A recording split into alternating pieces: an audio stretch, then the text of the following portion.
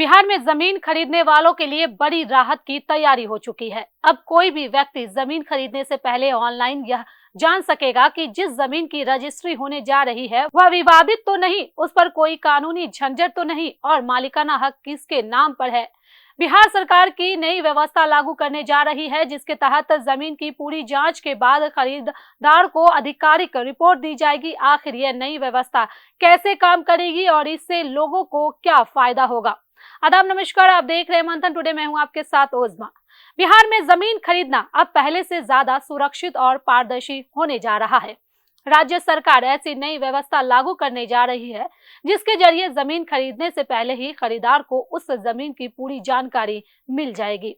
अब किसी भी जमीन की खरीद बिक्री से पहले ऑनलाइन आवेदन देकर यह पता लगाया जा सकेगा कि जमीन विवादित है या नहीं, उस पर किसी तरह का कानूनी मामला तो नहीं चल रहा और जमीन का असली मालिक कौन है। नई व्यवस्था के तहत खरीदार को सबसे पहले ऑनलाइन आवेदन करना होगा। आवेदन मिलने के बाद संबंधित अंचल अधिकारी यानी कि सीओ जमीन से जुड़े सभी दस्तावेज और तथ्यों की जांच करेंगे।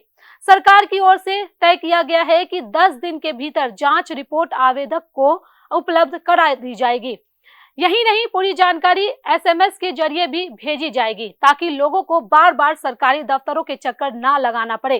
राजस्व एवं भूमि सुधार विभाग और मद्य निषेध उत्पाद एवं निबंधन विभाग ने मिलकर इस पूरी व्यवस्था की तैयारी कर ली है। सभी जिलों के अंचल पदाधिकारियों को ट्रेनिंग दी जा चुकी है। इसके साथ ही जमीन निबंधन के लिए मोबाइल यूनिट भी तैयार की गई है ताकि लोगों को आसानी से सेवाएं मिल सके। संभावना है कि इसी महीने से यह नई व्यवस्था पूरे बिहार में लागू कर दी जाएगी। नई प्रणाली लागू होने के बाद जमीन की रजिस्ट्री कराने वाले लोगों को पोर्टल पर 13 तरह की जानकारी देनी होगी। इनमें निबंधन कार्यालय का नाम, अंचल मौजा, थाना संख्या, खाता संख्या, खेसरा संख्या, जमीन का रकबा, चौहद्दी, जमाबंदी धारक का नाम, खरीदार और विक्रेता का पूरा विवरण शामिल रहेगा।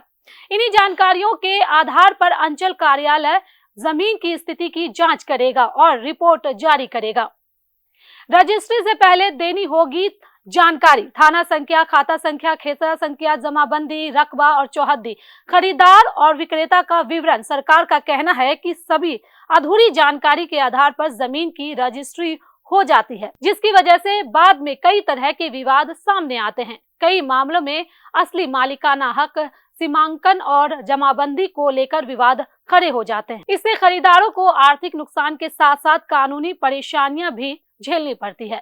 लेकिन अब नई व्यवस्था लागू होने के बाद जमीन खरीदने से पहले ही उसकी पूरी स्थिति साफ हो जाएगी। जमीन निबंधन से पहले खरीदारों को संबंधित भूमि की पूरी जानकारी उपलब्ध कराने की तैयारी पूरी हो चुकी है।